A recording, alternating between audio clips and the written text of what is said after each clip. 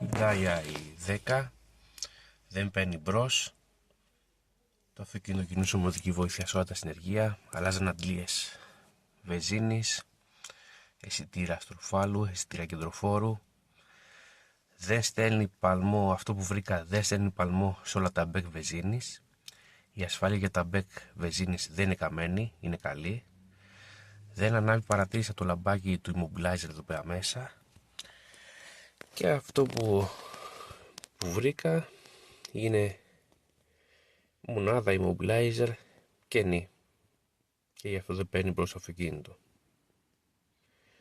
Υπάρχει καινούργια immobilizer καινούρια.